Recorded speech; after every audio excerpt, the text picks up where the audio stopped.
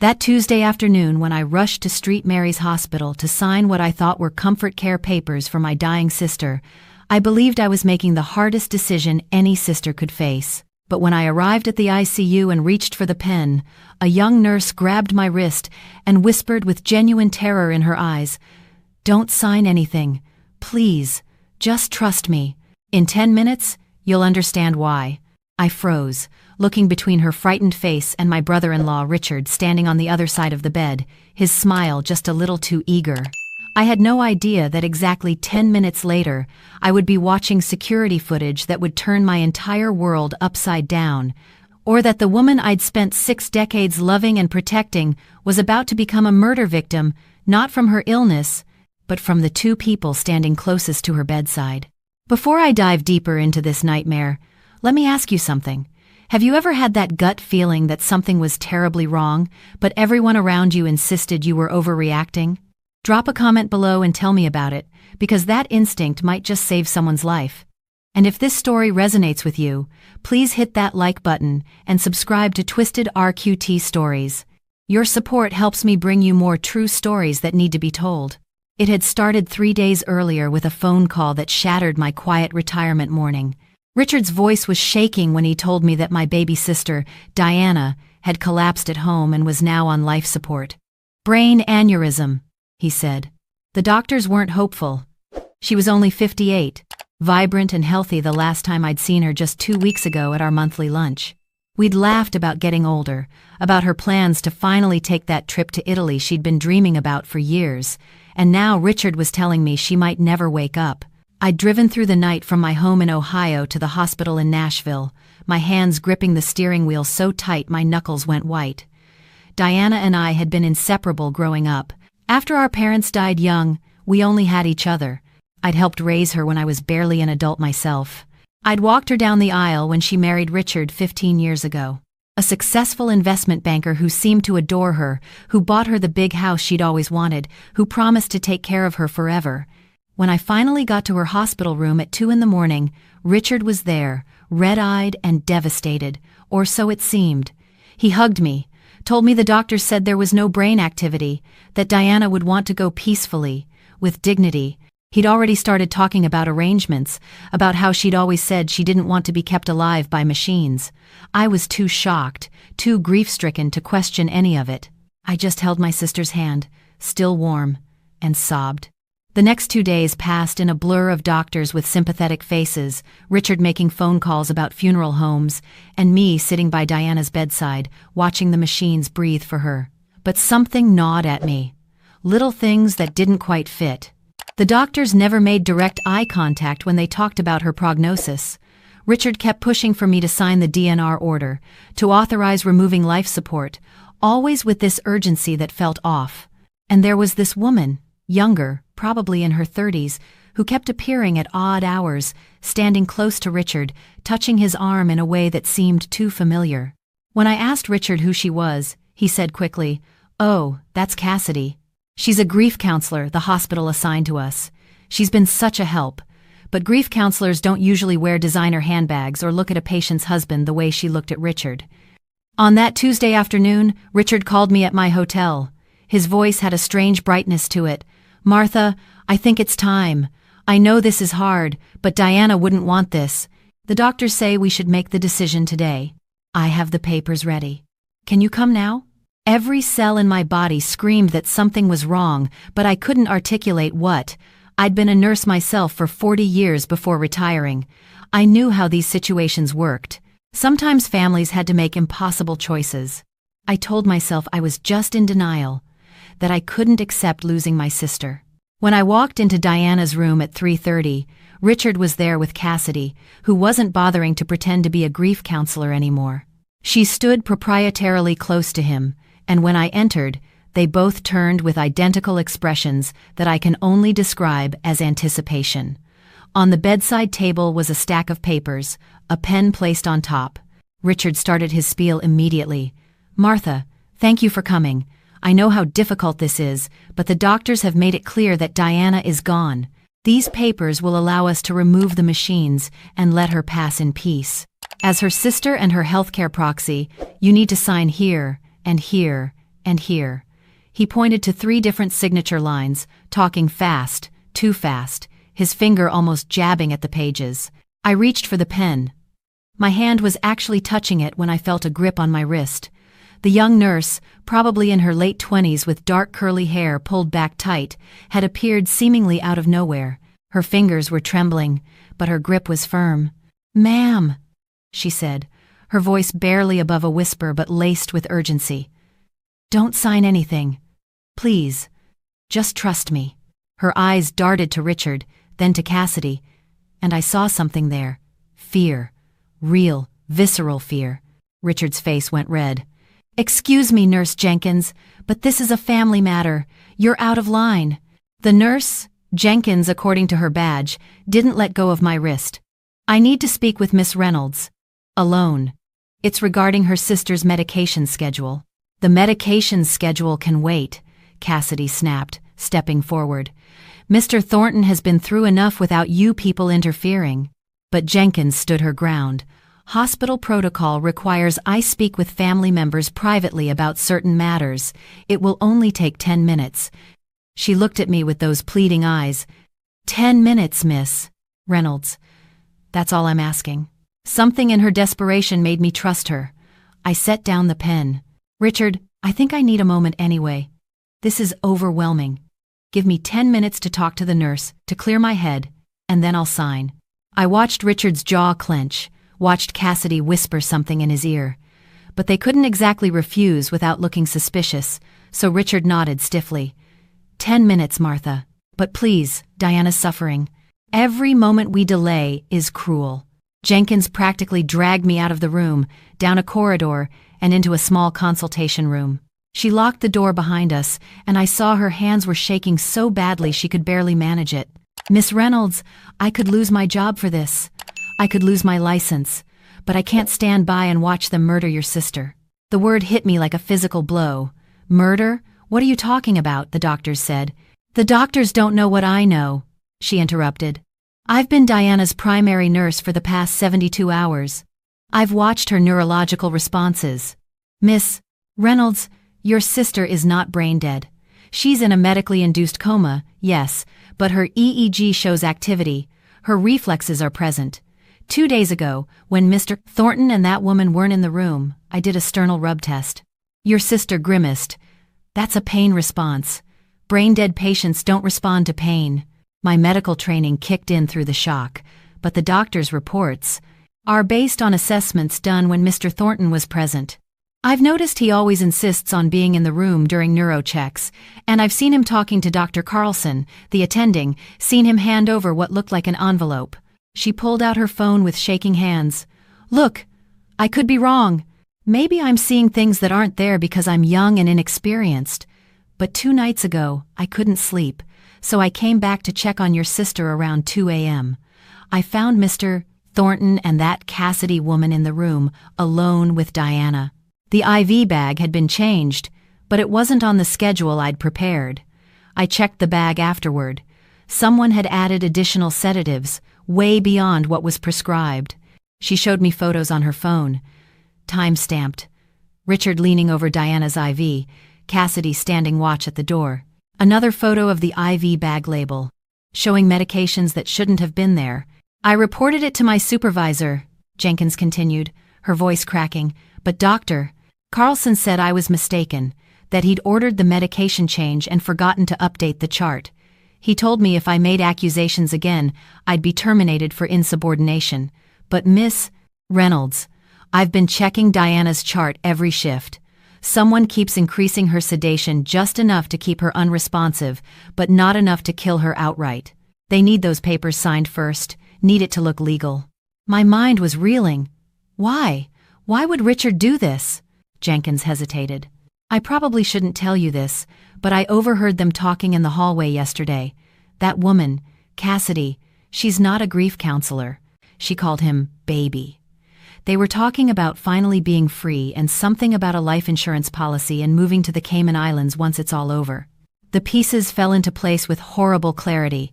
Diana's life insurance, the $3 million policy she'd taken out 5 years ago, the house, worth easily $2 million, the investment accounts. My sister had been worth more dead than alive to a man who'd apparently found someone new. "Do you have any proof?" I asked, my voice steadier than I felt. "Anything that would stand up?" Jenkins bit her lip. "Not enough. Just my observations, my photos, my word against a doctor and a wealthy man. But Miss Reynolds, if you sign those papers, they'll remove life support within the hour. And I believe with the right treatment, with proper sedation reduction, your sister could wake up." "Then we need proof," I said, my mind already working. 40 years as an ER nurse had taught me a lot about people, about reading situations, about thinking fast under pressure. "And we need it in the next few minutes, or Richard will get suspicious." An idea formed. Risky. Possibly illegal, but necessary. "Do you have access to the security cameras?" Jenkins nodded slowly. "The recordings are kept in the security office, but I'm friends with Marcus, one of the guards. If I told him I needed to review footage for a potential incident report, do it. Pull footage from Diana's room for the past 72 hours.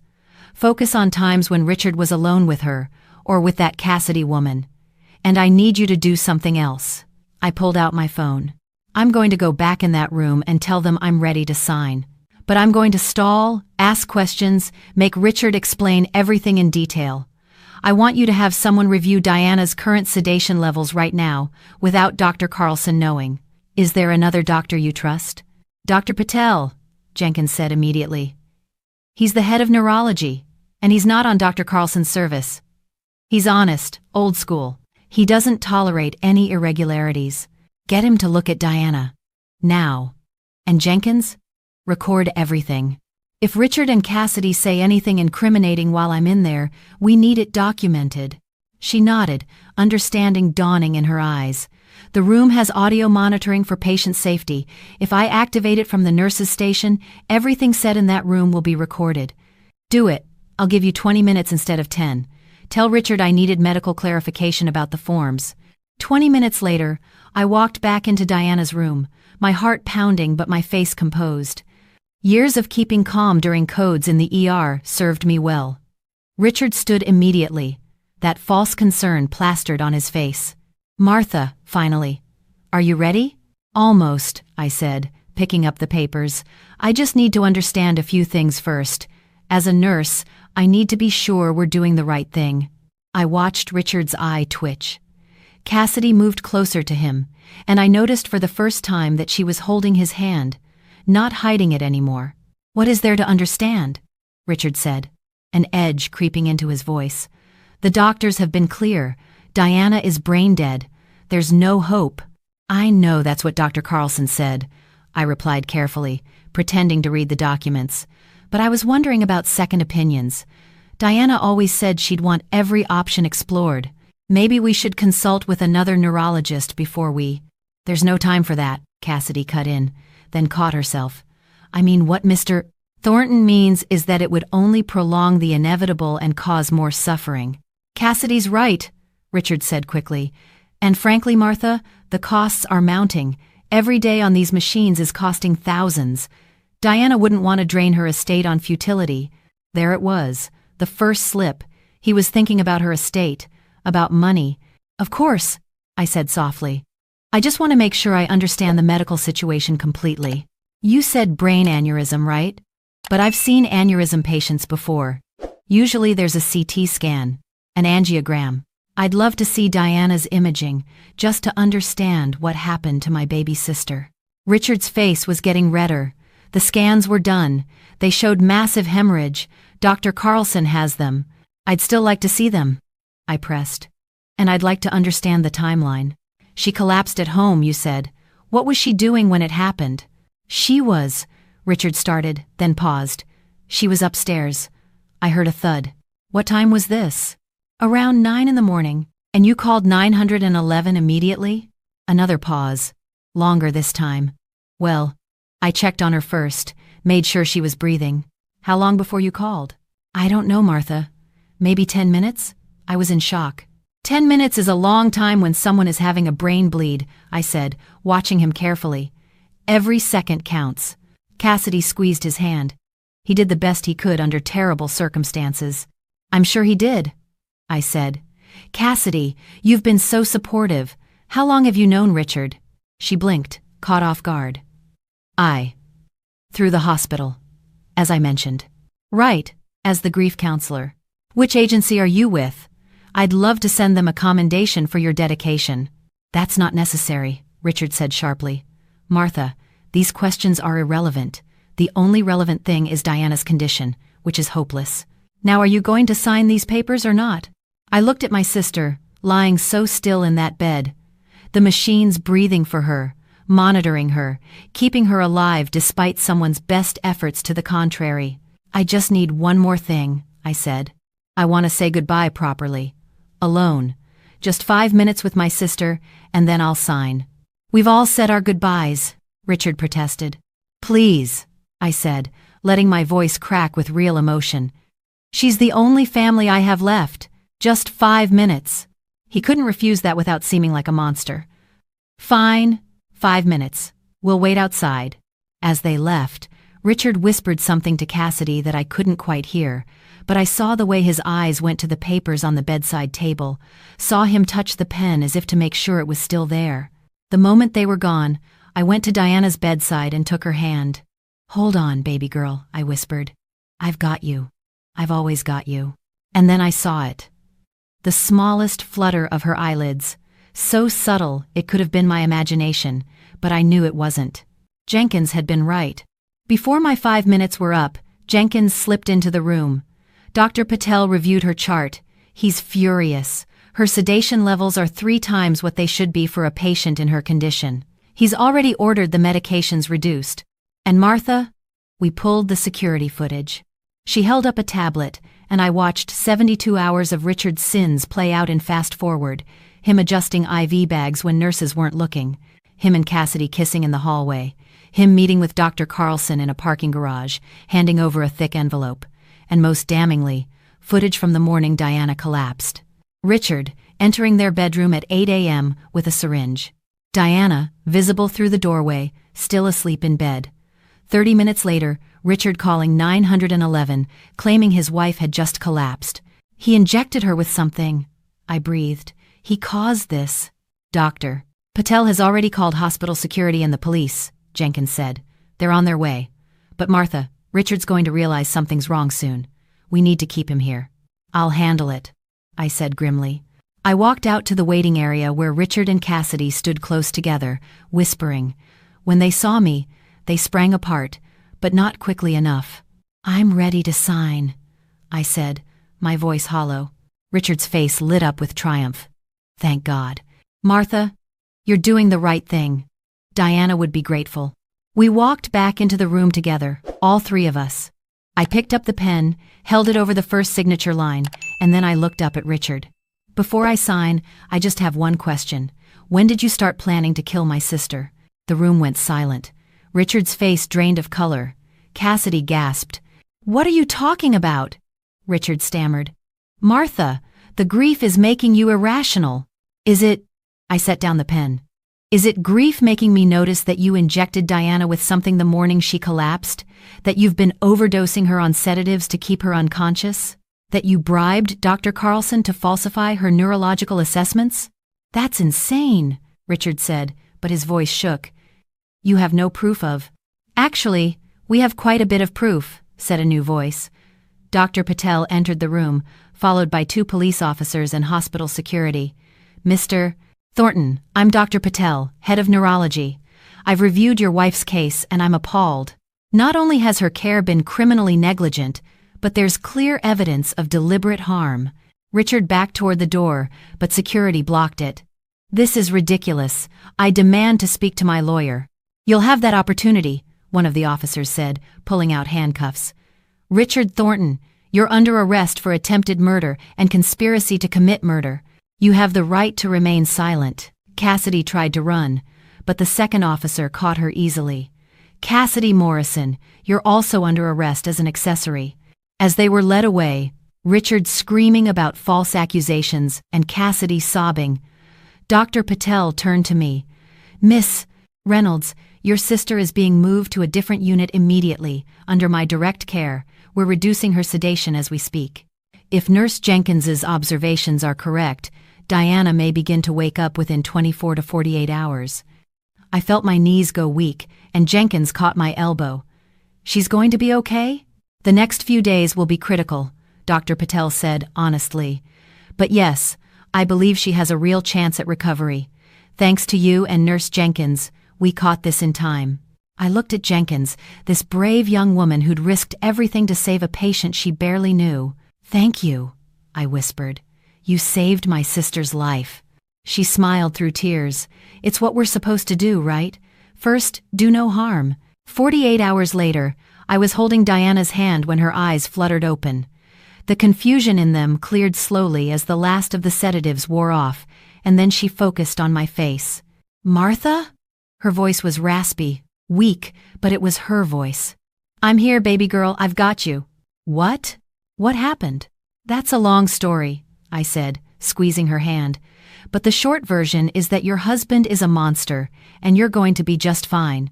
Over the next week, as Diana grew stronger, the full scope of Richard's betrayal came to light. He'd been planning this for months, maybe longer. Cassidy Morrison was a woman he'd met at a conference a year ago, and they'd been having an affair ever since.